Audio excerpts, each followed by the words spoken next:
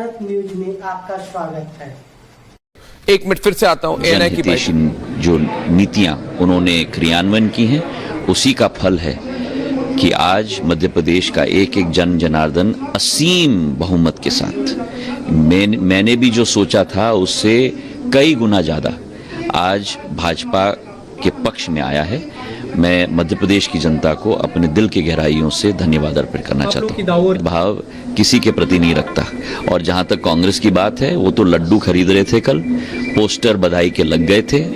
हम लोग बड़े चुपचाप से अपना काम कर रहे थे क्योंकि हमें पूरा विश्वास था कि जनता का आशीर्वाद भारतीय जनता पार्टी के साथ रहा है और जनता ने अपना निर्णय साफ कर दिया है।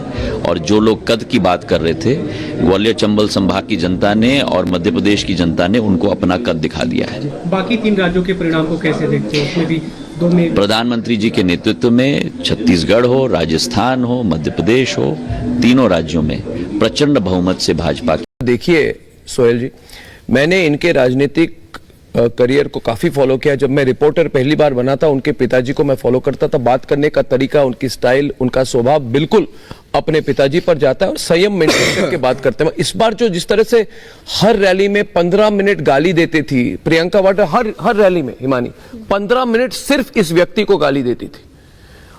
इसको क्या क्या नहीं कहा, गद्दार कहा और क्या क्या कहा, कद कम है, उसके छोटे कद के। अब दिखा दी उन्होंने कद किसकी ज्यादा है किसकी कम है। वो शुक्रिया अदा कर रहे हैं दिग्विजय सिंह का, आपकी बद्दुआ के लिए शुक्रिया। दिग्विजय सिंह तो लॉस्ट केस है अभी इंडियन पॉलिटिक्स में पिछले 15 साल से। जी अजय जी कुछ रिएक्ट कर रहे थे। अजय जी, एक तो दिग्विजय सिंह ने जो बातें कही है और साथ ही साथ आचार्य प्रमोद कृष्ण ने बड़ा बयान दिया है कि सनातन विरोध आपको ले डूबा। देखिए, उनका अपना विचार है। अच्छा। कांग्रेस पार्टी ना कभी सनातन के खिलाफ बोलती है।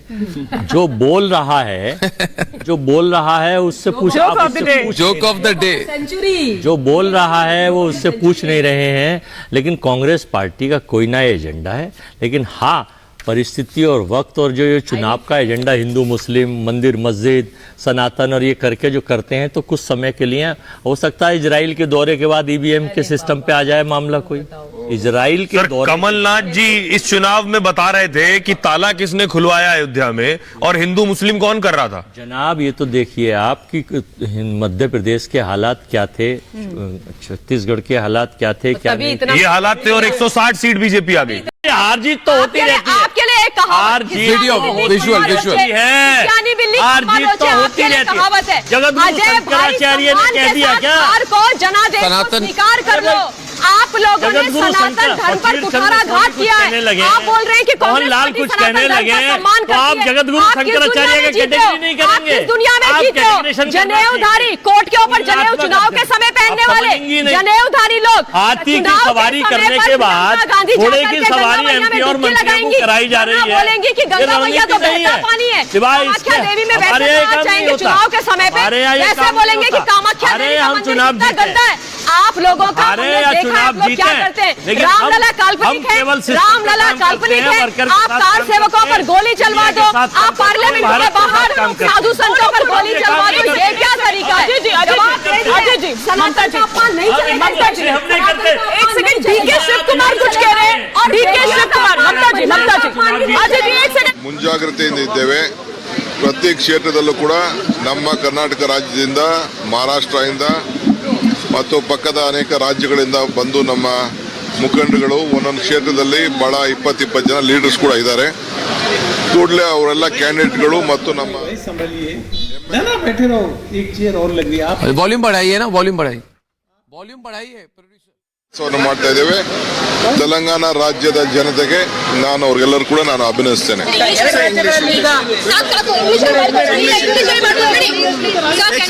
English Very clearly, the Karnataka model seems to have worked for Telangana as well. Do you call this a personal win for yourself? Please give No, I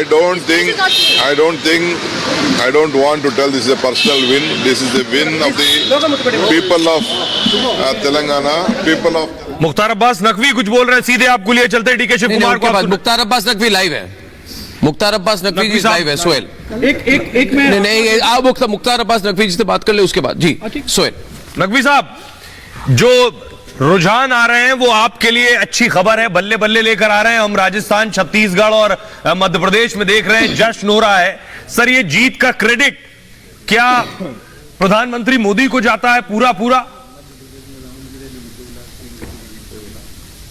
देखिए, मोदी जी के काम की गिनती ने कांग्रेसी कुनबे का गणित जो है वो गच्चा खा गया है। मैं इसलिए कह रहा हूं कि मोदी जी के काम की गिनती से कांग्रेसी कुनबे का गणित गच्चा खा गया है कि अगर आप देखें तो इन 10 सालों में नरेंद्र मोदी जी ने जो सियासी संस्कृति में सकारात्मक परिवर्तन लाके खड़ा किया है, उसका नतीजा है कि आज परिक्रमा की पॉलिटिक्स नहीं बल्कि परिश्रम और परिणाम जो है वो प्राथमिकता मिल रही है उसको।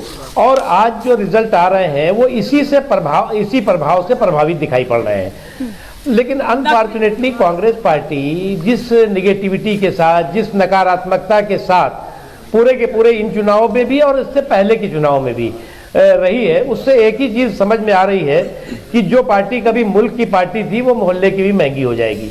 सिटिंग एमपीज हैं उनको वहां भेज के राज्यों में, तो मैं मध्य प्रदेश के 7 जो सिटिंग मेंबर्स ऑफ पार्लियामेंट है, सीनियर मिनिस्टर्स भी हैं, उनको जो भेजा उनका देखिए, कैलाश विजयवर्गीय लीड कर रहे हैं, नरेंद्र सिंह तोमर लीड कर रहे हैं, प्रहलाद पटेल लीड कर रहे हैं, फग्गन सिंह कुलस्ते लीड कर रहे हैं, राकेश सिंह लीड कर रहे हैं, रीति पाठक लीड कर रही हैं और गणेश सिंह सतना के जो कैंडिडेट हैं वो लीड कर रहे हैं। और इसमें 7 में से कोई 4 सीट ऐसी हैं जिसमें कांग्रेस के सिटिंग एमएलएज हैं। तो मतलब जो एक मास्टर स्ट्रोक जो कहे अमित शाह ने किया था, 16 सिटिंग एमपीज को मध्य प्रदेश, राजस्थान, छत्तीसगढ़, तेलंगाना में भेजा था, मास्टर स्ट्रोक था।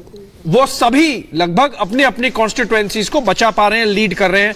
जो भी अपोजिशन में थी उनको वापस ले रहे हैं। बड़ी बात इसके बाद ये आती है कि कांग्रेस पार्टी के लिए जिस तरह से क्राइसिस बनी है ज्ञानेंद्र जी, एक क्राइसिस है ना, एक इससे बड़ी, इसके बड़ी अब ये करेंगे कि कितने बार फेल हुए राहुल प्रियंका को फिर से लॉन्च करने की कोशिश करेंगे। ये मान के चले नहीं करण, ये मान के चले कि लोगों को चिंता होगी कि हमारी करियर की बात है। ये सारे जितने अधेड़ उम्र तो नहीं है, सारे जितने कांग्रेस नेता है 70 के ऊपर के हैं, यहाँ के यूथ लीडर माने जाते हैं शशि थरूर, वो खुद 70 साल के हैं। अभी बात ये है, ये भी तो सोचेंगे कि आगे क्या होगा भाई। अगर 2024 में हमारा सफाई भाई बहन कर दें हमारा सफाया, तो फिर हमारा क्या होगा, आगे हमारा क्या होगा, ये सोचेंगे। ये और ना वो तो नेशनल लेवल का सर्वाइवल इंस्टिंक्ट होती है, यहाँ पे आज की डेट में कैसे 5 ट्रिलियन एक सर्वाइवल इंस्टिंक्ट होती है। बिल्कुल अर्नब, वोटर केवल वोटर केवल इमोशनल नहीं है, ट्रांजैक्शनल भी है। वो सोचता है मेरा करियर किसके साथ सेफ है, कैसे कल को मुझे रोजगार मिलेगा, कैसे 5 ट्रिलियन की इकोनॉमी होगी, कैसे कल को आर्टिफिशियल इंटेलिजेंस आना है। और सबसे बड़ी बात यह है ज्ञानेंद्र जी, एक बात सुनिए। आप हिंदू वोट, जो हिंदुओं का गुस्सा है कांग्रेस पार्टी का, जो हिंदुओं का गुस्सा, हिंदू यही कह रहे हैं कि क्या सोनिया गांधी, अंतोनिया दी माइनो चुप रहती अगर कोई भी उनके धन पर गाली देते। अगर जिस तरह से हिंदू धन पर जो हिंदू वोट है वो एकजुट हो चुका है और हिंदू वोट जवाब चाह रहा है, हिंदू जवाब चाह रहा है कि कब तक कांग्रेस पार्टी ये करवाएगी। ये हिंदू वोट, इसकी कंसोलिडेशन हो चुकी है और राम मंदिर का जो अभी इनॉग्रेशन होने वाला है उसके बाद और कंसोलिडेशन होगी।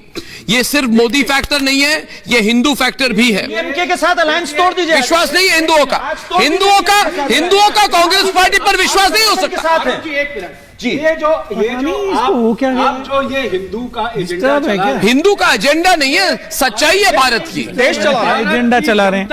और भारत के हिंदू हमेशा से गंगा जमुनी संस्कृति में विश्वास करने वाले हैं। सभी धर्मों गंगा ही गंगा है, जमुनी तो है ही नहीं। और आ गई गंगा ही गंगा है, जमुनी ये और आ गई, ये और आ गई। क्यों मलेरिया कहा आपने, गाली क्यों दी आपने, डेंगू क्यों कहा आपने, लेप्रोसी क्यों कहा आपने, बर्बाद कर देंगे क्यों कहा आपने, क्यों कहा कि कांग्रेस पार्टी कह रही है, कांग्रेस पार्टी ने क्यों